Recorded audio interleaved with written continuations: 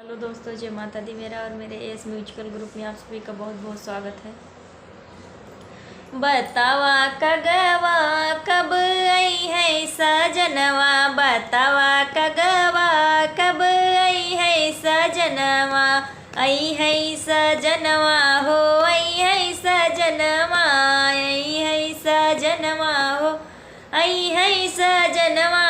बताओ कगवा कब आई है सजनवा, बागा माँ बोलै बगैचा माँ बोलै, बागा माँ बोलै बगैचा माँ बोलै।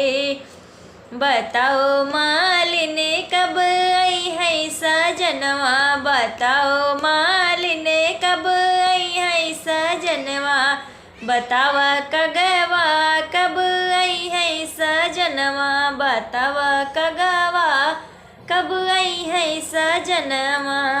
कुआना पै बोलै जगतिया पै बोलै, कुआना पै बोलै जगतिया पै बोलै।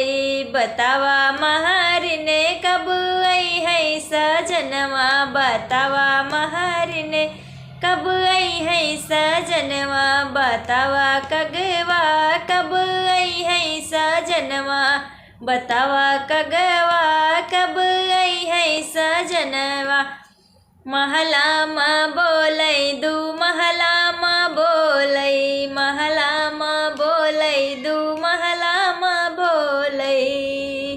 बतावा ननदी कब आई है सजनवा, बतावा ननदी कब आई है सजनवा, बतावा कगवा कब आई है सजनवा, बतावा कगवा कब मिली है दर्शनवा, बतावा कगवा कब हुई है दर्शनवा, बतावा कगवा कब आई है सजनवा।